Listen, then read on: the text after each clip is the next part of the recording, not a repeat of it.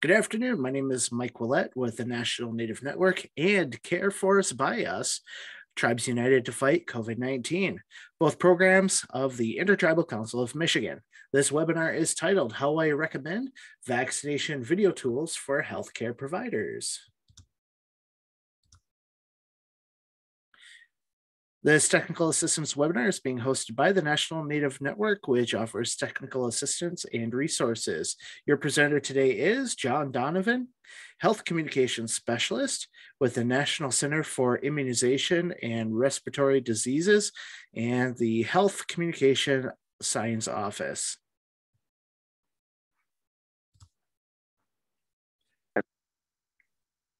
There's no commercial interest support used to fund this activity.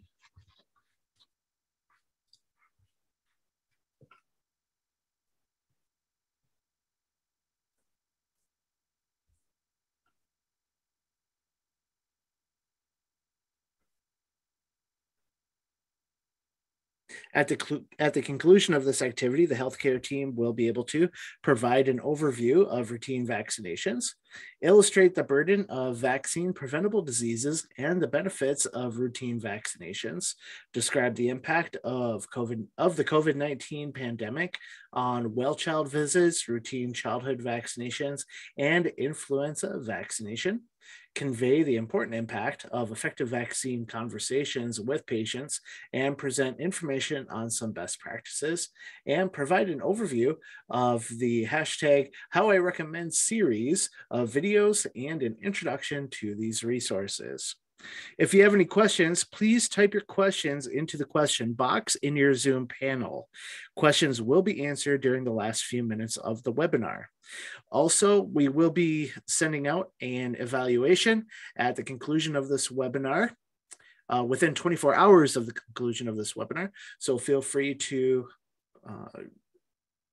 complete the evaluation and get that back to us, and just to kind of let us know how we did.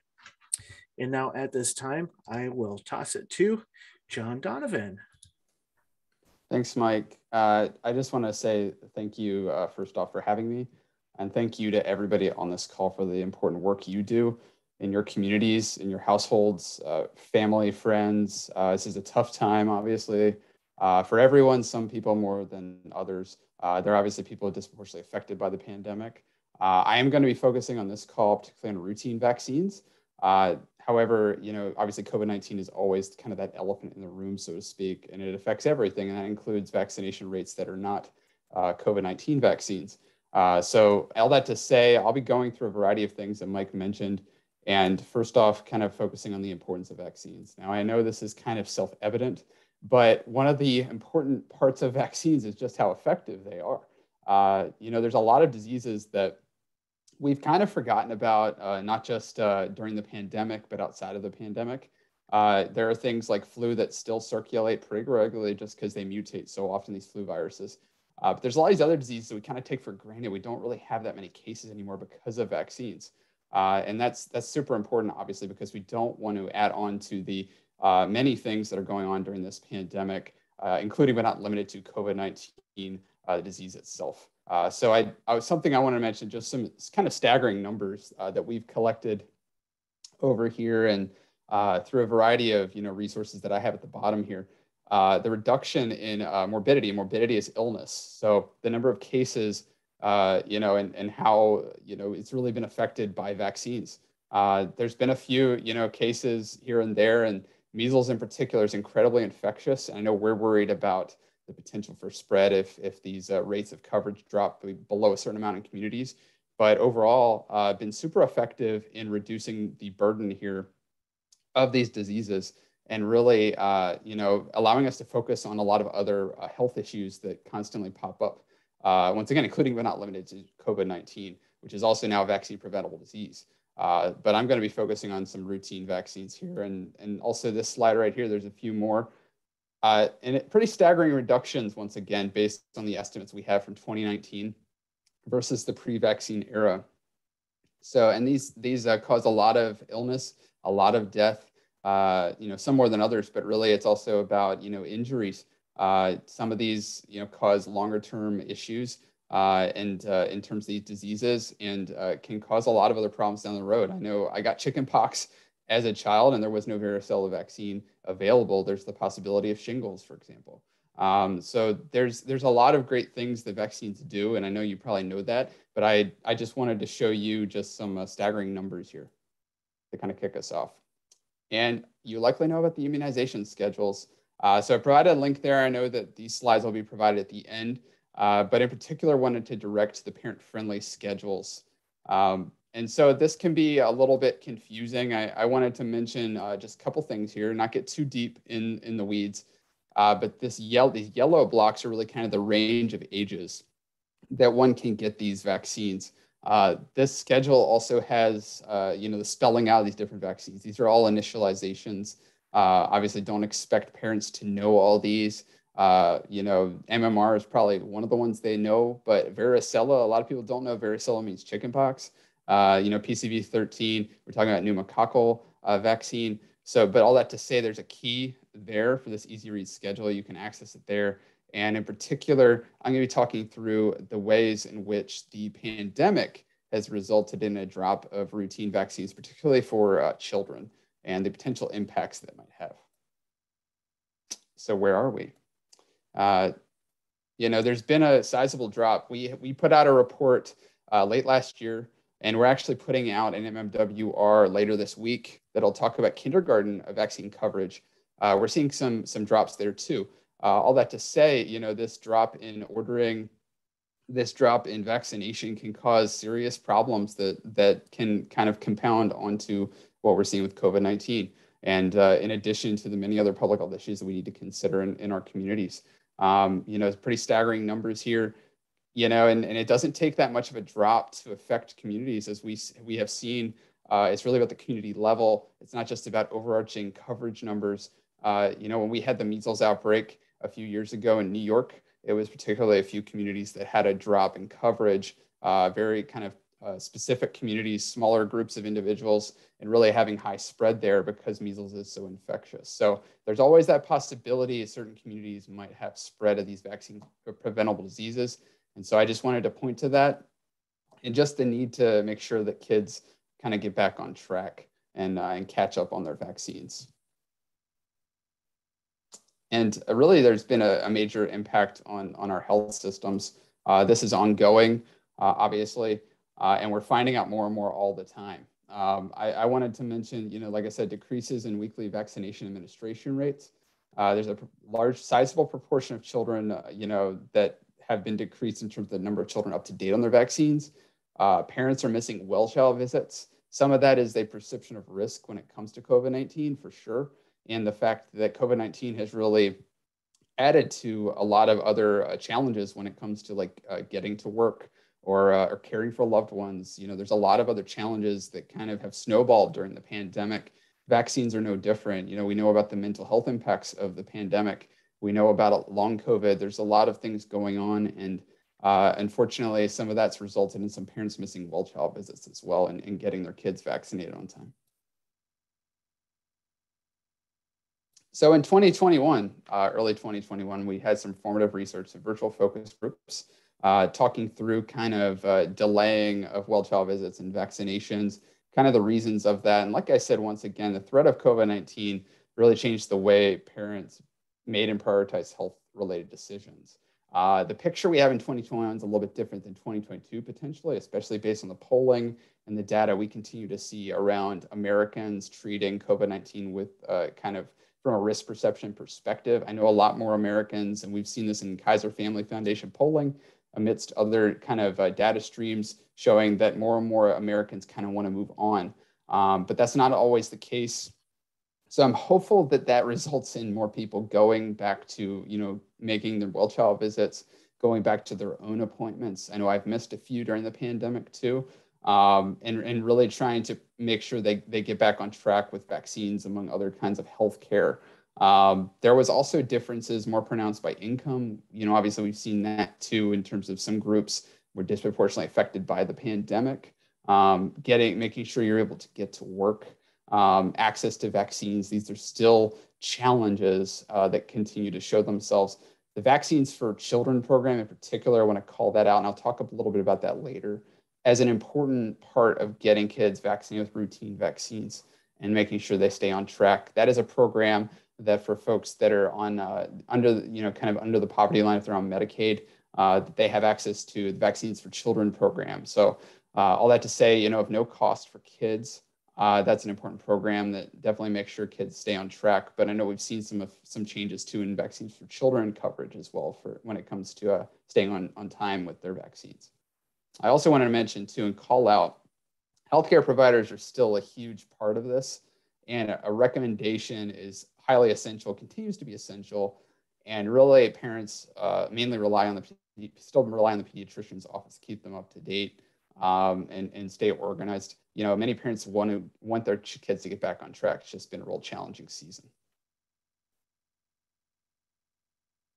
So with all this stuff in mind, CDC has launched a campaign called Let's Play Catch Up.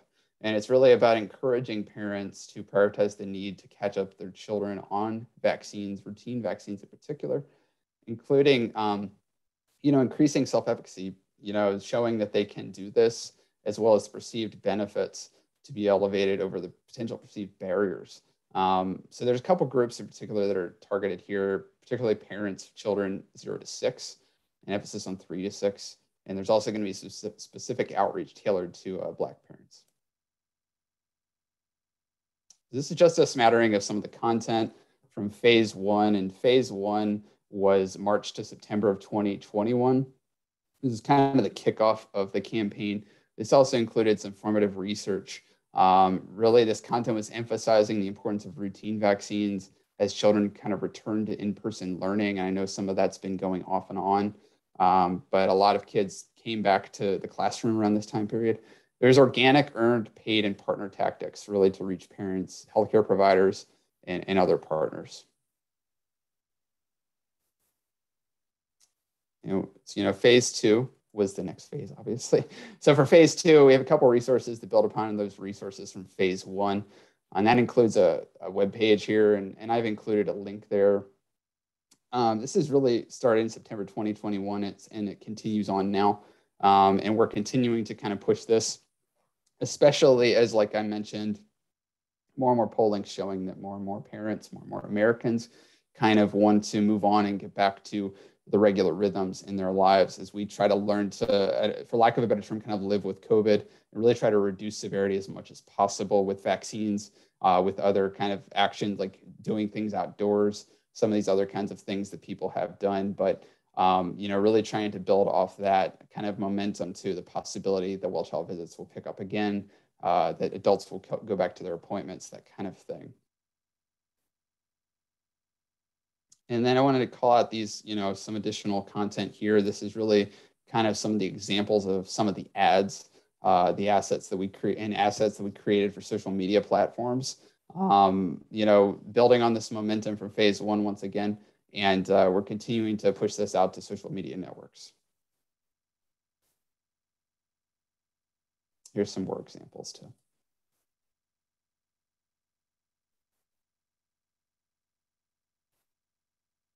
All right, so once again, these are about awareness, these tactics. So ultimately, the relationship aspect is massive and likely the most important aspect of all this. All of you on this call, you have unique connections to your communities, to individuals, many of which we don't have. We're pretty zoomed out here at CDC over in Atlanta, Georgia.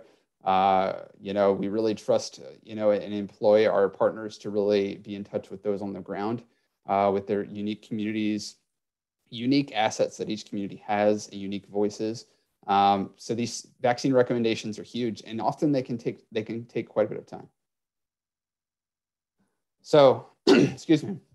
One thing I wanted to mention to kick this off is a longitudinal survey that was performed for first-time expectant moms. This was a few years ago, 2015, but a lot of this is still relevant. So it showed that 85% of respondents had already made a plan vaccinating their baby by their second trimester. So we're talking that, relatively early on that expectant moms are considering having a vaccine or whether or not they're going to get their baby vaccinated. This is before the baby is born. But at the time, not many women, not many pregnant people are very satisfied with their current level of knowledge about these vaccines. So they need these conversations. And internet search engines were a huge source of information. We know that there's a lot of mis and disinformation out there, and often it can feed into kind of preconceptions, preconceived notions, and really feed into fears that people might have. Really, the need for midwives and OBGYNs to direct expectant women to credible sources. And also, you're all healthcare providers too, really directing into credible sources of vaccination information in those conversations. So 3 most trusted sources, once again, number 1, doctor or healthcare provider.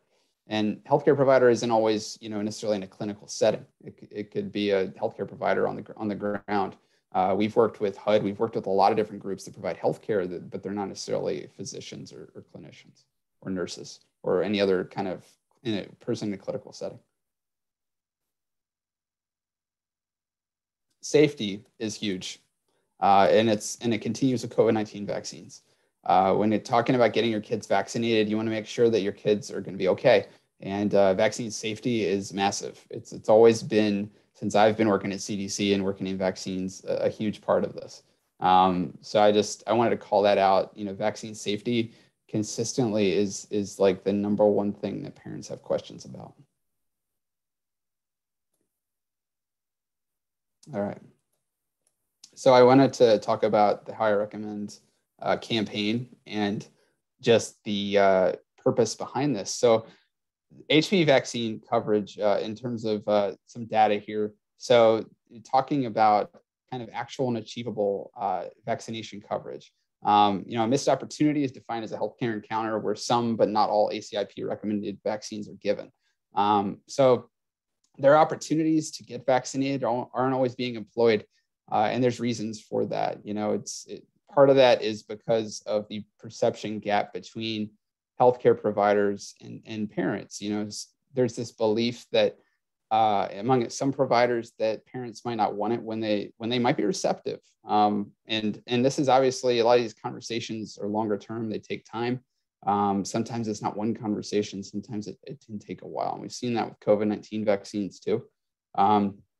Just really longer term relationships, longer term conversations. Big thing I wanted to highlight here was, not recommended by a provider. That's, there's a good number of clinicians here that weren't recommending, and this MMWR is a major reason of not getting vaccinated. So I just wanted to call that out, that these recommendations really are important.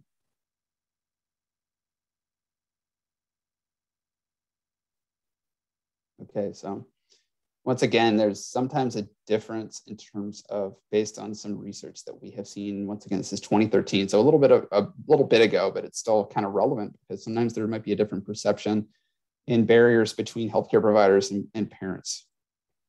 There's these different things around just barriers. But one thing I wanted to call out was needing more information, and that's kind of a common thing between parents and healthcare providers is needing that information and addressing knowledge gaps.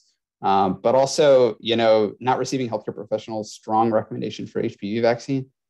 There's also, perceptions, parents' attitudes might be negative and that they have concerns. They might not be interested.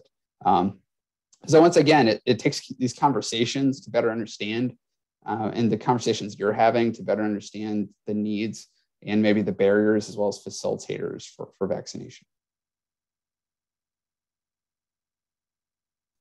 So a summary of some of this.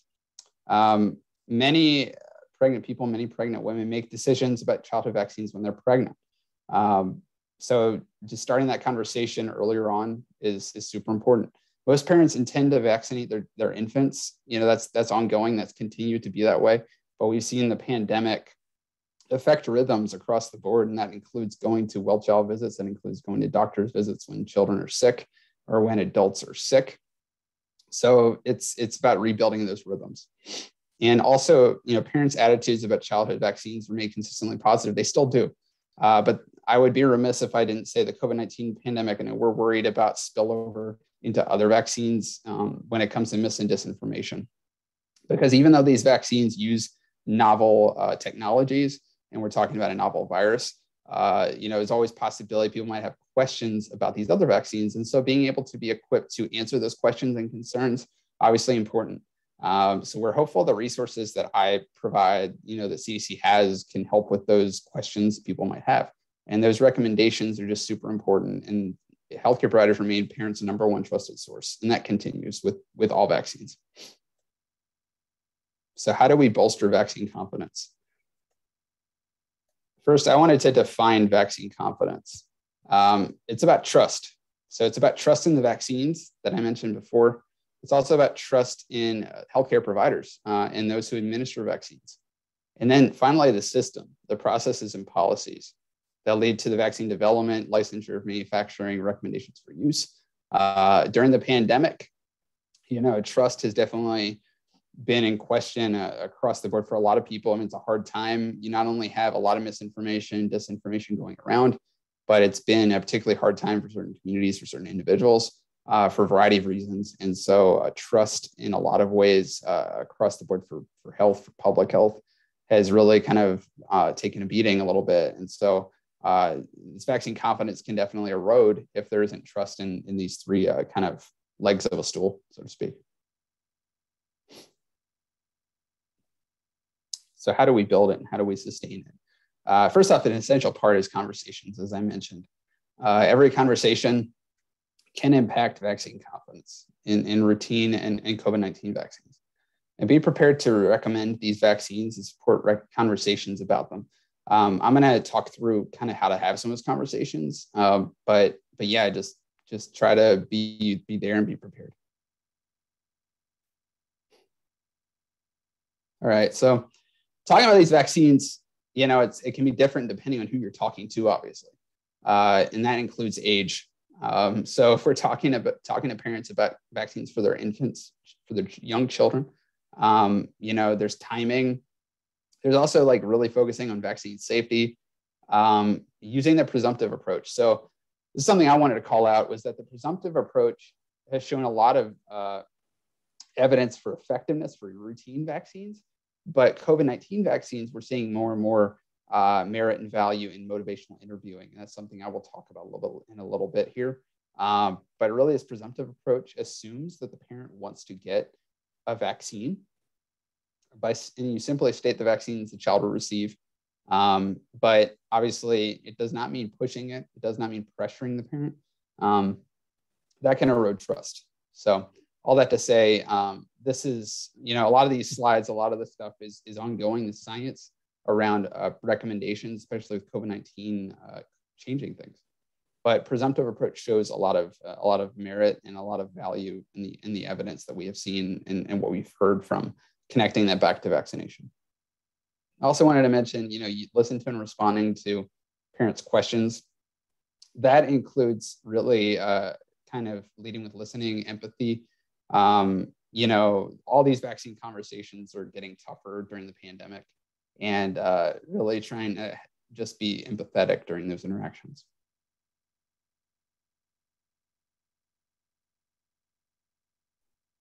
I also want to mention some other tips for talking with parents. So really be transparent, talking about the benefits and risks of vaccination, and a mix of science and personal anecdotes. Trying to reduce the stress by talking about kind of what to expect, teaching parents how to hold, comfort, and distract their children. Respect the parent's desire to work in partnership with you, and keeping that conversation going.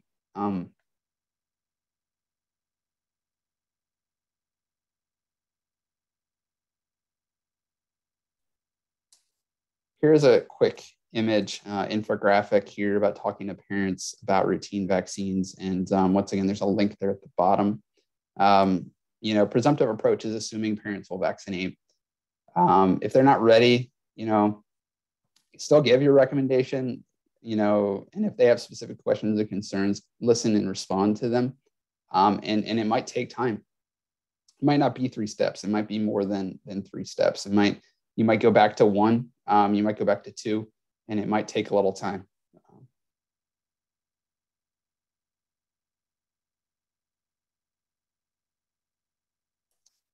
All right, this is something that UNICEF pulled together, but it's incredibly relevant right now.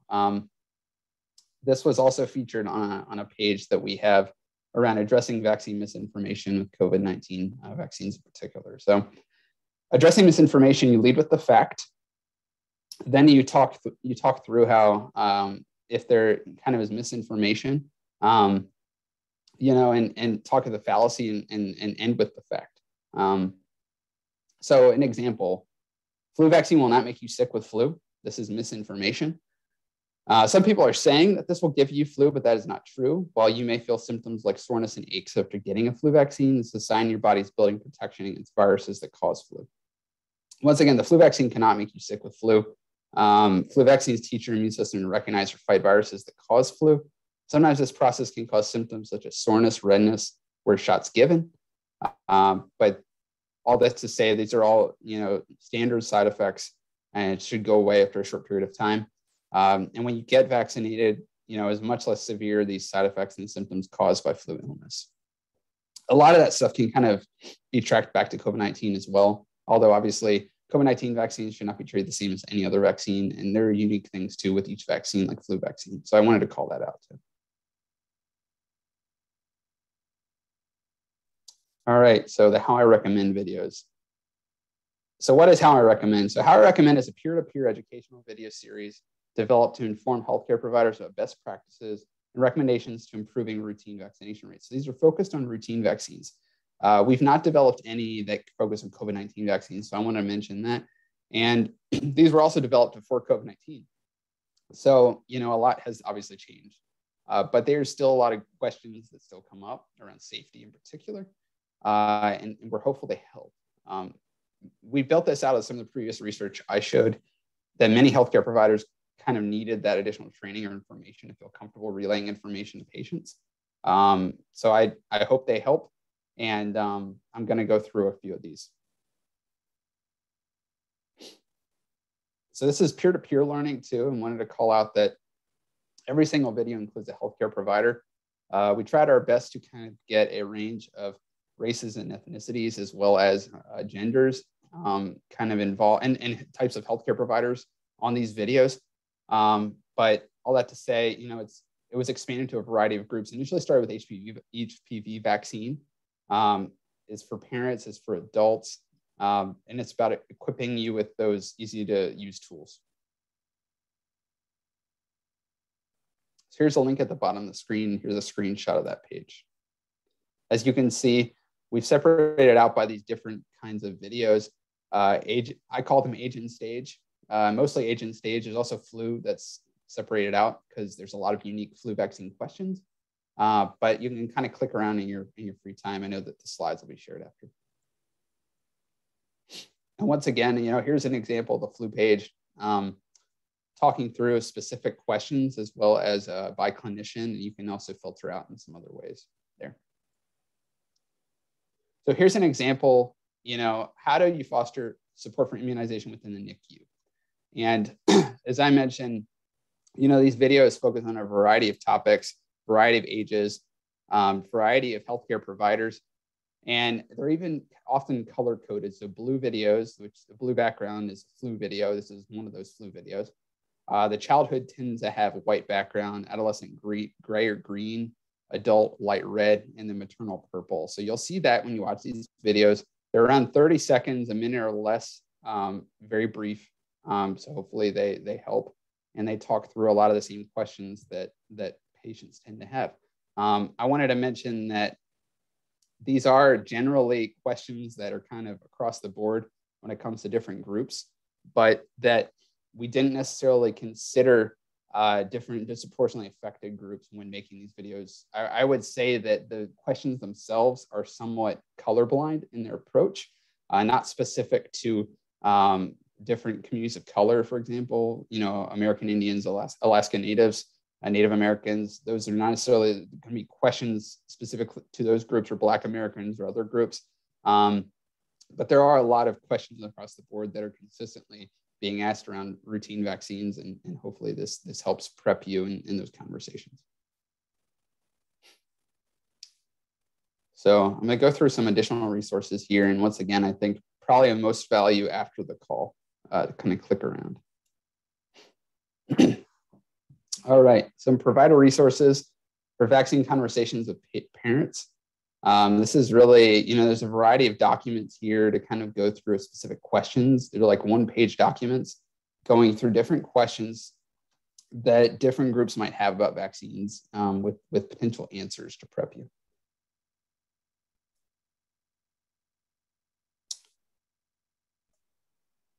Here is a toolkit to encourage catch-up. So this is really kind of connected back to that Let's Play Catch-Up campaign that I mentioned, and really kind of trying to get kids caught up on recommended vaccines. So hopefully that is helpful when having these conversations. Once again, it's not an opportunity necessarily to be like, you need to catch up because, it's you really falling behind. It's not like that. It's not about shaming, but it is about talking about how this is an important part of your healthcare. And these are challenging times, but this is an important thing to kind of get caught back up on and making sure your kids are protected.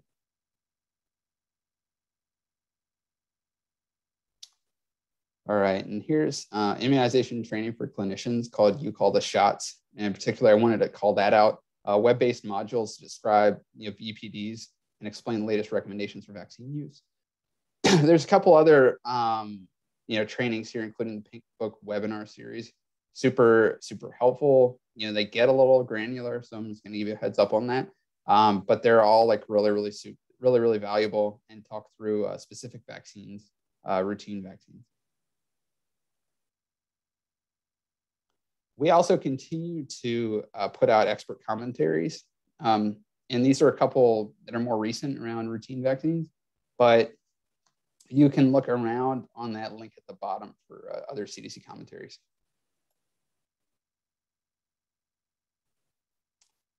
All right, and how to use these resources. So you can review that one pager, like I mentioned.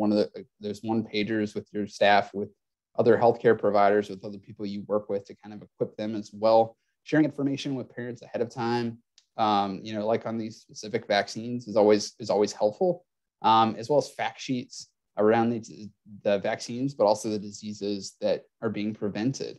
They might have questions about, because like I said, these vaccines have been so effective that a lot of these diseases kind of get forgotten about, especially with the pandemic taking a lot of oxygen out of the room with public health. HPV vaccine is one of those vaccines that has a bit of a coverage drop. So we have developed a lot of different HPV vaccine specific materials. You can find the links below there.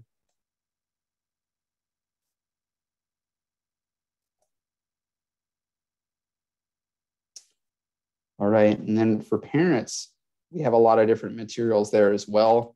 That includes infographics, videos like how do germs make your baby sick. Those are how vaccines work videos for routine vaccines. Once again, these are routine vaccine resources. So all that to say, they can be found at that link at the bottom. I particularly like those how vaccines work videos because they are still relevant in some ways, because there's different mechanisms for different vaccines, but they generally all work the same to kind of provide immunity. So these are really helpful to kind of talk through how they work. We also have an infant vaccination FAQ, both in English and in Spanish. It's written for parents for 0 to 2. Things like how are vaccines safe? Can vaccines overload my baby's immune system? What's wrong with delaying vaccines? Really helpful, once again, if you have specific questions that come up and kind of being prepared for those questions. And adolescent vaccination materials. HPV vaccine is one of the key ones here, but there's other ones too. So all that to say, you can go to that link at the bottom to kind of go through that. And there's including videos for specific questions connected back to HPV.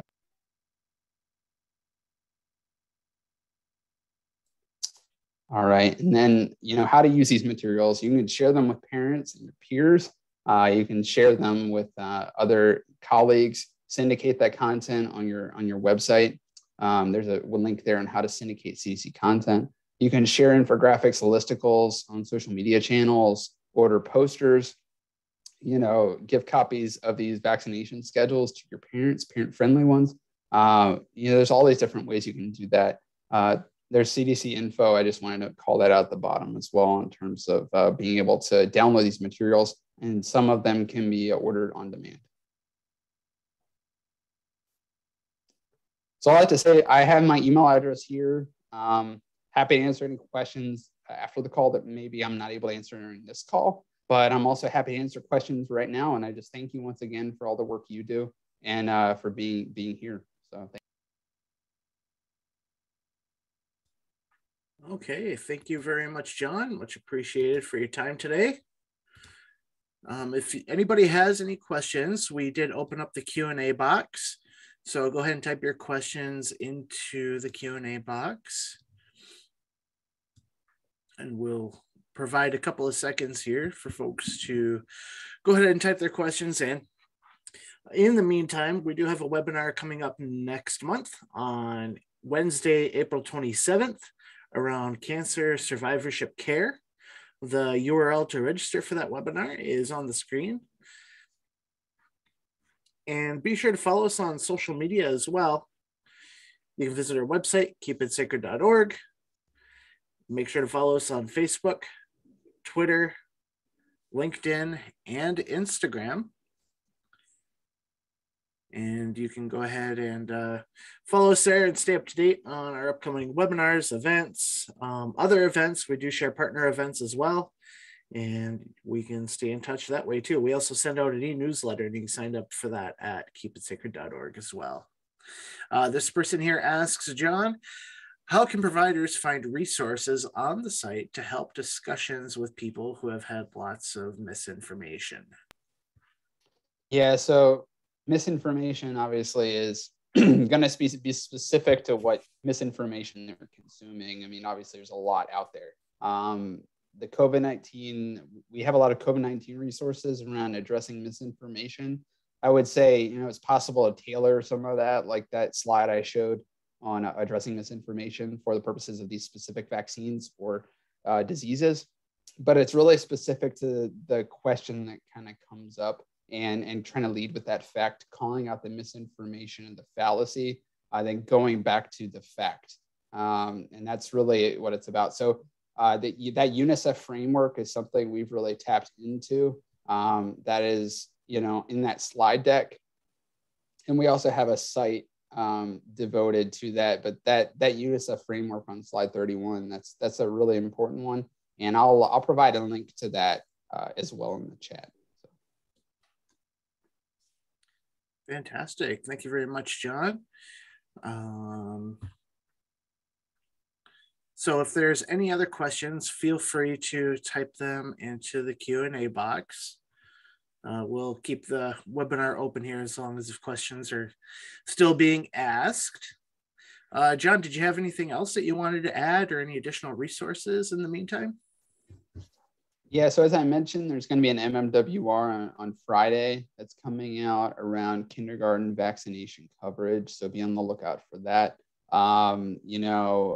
I can't speak to where we're at in terms of COVID vaccines for under 5. So I just wanted to mention that because that's also maybe another thing that's on people's minds. I know ACIP is meeting today. So we'll have more information on that after that is finished. It's going to be primarily around boosters, COVID-19 vaccine boosters. But all that to say, just keep your eyes open for that.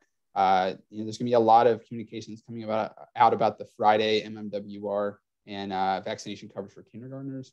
There's some interesting numbers there, some interesting stats. But I also want to mention too that, facts aren't always going to be necessarily a thing that moves people. It's about the relationships you have. And we're seeing just kind of a flattening, generally speaking, around COVID-19 vaccination. And kind of it feels like a saturation point. This has been a marathon, and it's been a couple of years, and we don't know yet when this is going to kind of fade out or what it's kind of going to look like. So stay strong, appreciate all you're doing, and just keep doing what you're doing. I mean, the trust element is the number one important element in all of this. Awesome. Thank you very much. Well, if anybody has any questions for John, you can feel free to email him at ilj1@cdc.gov. That's ILJ1 at cdc.gov. It doesn't look like that there are any more questions coming into the question box. So if there's no more questions, we can probably give you back the last 20 minutes of the hour here, and we will go ahead and conclude our presentation for the day. Thank you very much, and have yourself a wonderful rest of the day. Thank you. Thank you.